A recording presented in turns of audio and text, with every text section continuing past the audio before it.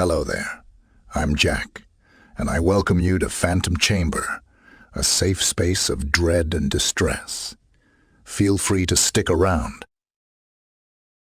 On the night of the 8th of February, 1855, heavy snowfall blanketed the countryside and small villages of southern Devon.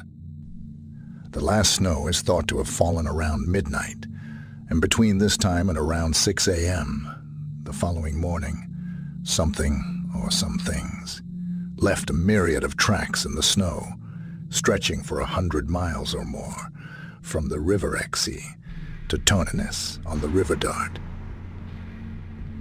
The mysterious footprints, which appeared overnight in heavy snowfall in southern Devon in 1855, have never been adequately explained.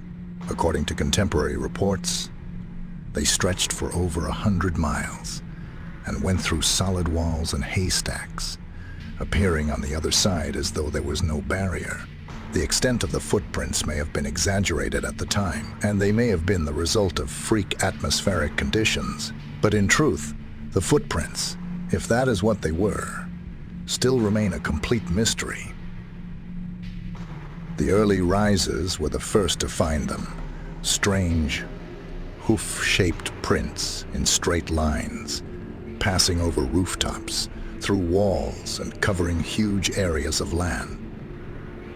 A set of the prints were even supposed to have bridged a 2-mile span of the River Exe, continuing on the other side, as if the creature had walked over the water. It soon became clear that the phenomenon was widespread, and some of the more scientifically minded examined the prints in detail. One naturalist sketched some of the marks and measured the distance between them. It was found to be 8.5 inches. This spacing seemed to be consistent wherever the tracks were measured. It was also noted that the way in which they were set out, one in front of the other, suggested a biped rather than a creature walking on 4 legs.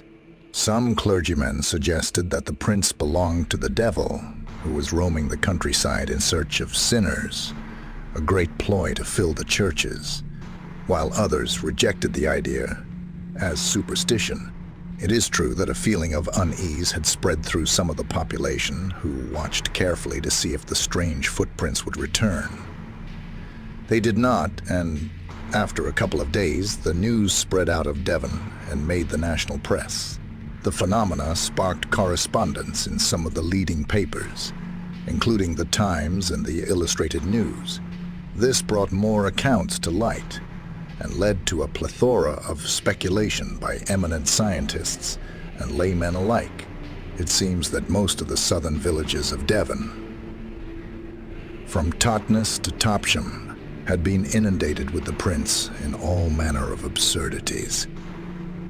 Some stopped abruptly and continued after a large break. Others stopped at walls as high as 14 feet, only to continue on the other side, leaving untouched snow on the top of the wall. Some were even said to have traveled through narrow apertures, such as drain pipes. The papers picked up that some kangaroos had escaped from a private zoo belonging to a Mr. Fish at Sidmouth, but the track's description bears no resemblance to the tracks a kangaroo would leave.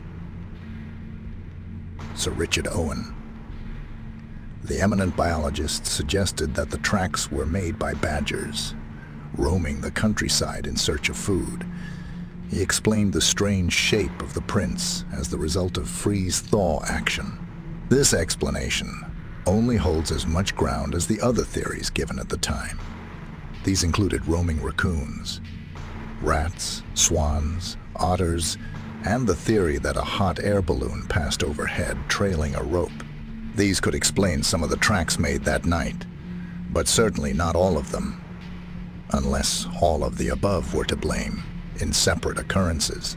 There are similar scattered cases from other parts of the world, and also one written account in Britain.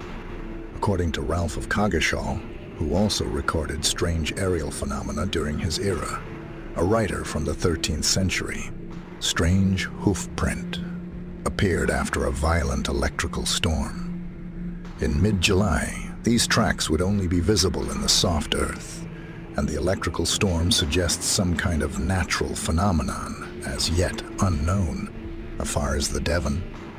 It was a cold winter in February 1855. Unusually cold, even for the ex-estuary in Devon.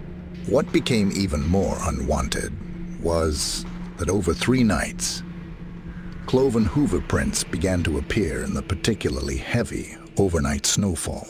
These ungodly prints were some 4 inches in diameter and could be tracked, incredibly, over 100 miles, over rooftops, through churchyards, atop of walls, and across open fields, across the county, and even into Dorset. Perhaps prowling is the incorrect word, because, rather than there being a procession of left and right impressions, the tracks were one after the other, almost as if the mysterious miscreant had hopped the entirety of the long journey. Over the years, many have tried to rationally explain the unsettling prints. They have been blamed on a number of animals, from badgers to mice, and as mentioned earlier, even kangaroos. Yet there is still to be a satisfying consensus as to what was the cause of the mysterious Devil's Prince of Devon. While much of the blame was being placed on animals, the clergy thought that it was obvious what happened in Devon that night. Satan himself had come to town, looking to sweep up sinners. Some of the townspeople turned the tables on the church, saying that because of their recently changed prayer book, they had essentially invited the devil in themselves. The idea of a demonic visitor prancing over their roofs and in their streets sent a wave apprehension through the townspeople, who nervously looked out their windows on subsequent nights, waiting for the tracks to return. But they never showed again. A similar but less known episode involved the great explorer, James Clark Ross. One of the tasks of his historic expedition was to take geomagnetic reading in a number of locations. One of these prearranged locations was the barren and desolate Kerguelen Island in the southern Indian Ocean, which was reached in May 1840. While looking for a suitable location to set up their geomagnetic and astronomical stations, the ship crew came across a trail of hoof prints in the snow, which was followed until it disappeared on the rocky soil. Ross wrote that he was intrigued by this discovery, since no creature native to the island could leave such prints. They stayed at Kerguelen for 2 months, while geomagnetic, tidal, and astronomical observations were carried, and both the officer and the crew explored the island in search of the mysterious beast, but to no avail. One officer speculated that the hoof prints belonged to a horse which managed to swim to the shore from a wrecked ship, but his guess was as good as anybody else's. The Devil's footprints remain an intriguing mystery that will only truly be solved if the phenomenon happens again and can be examined more closely.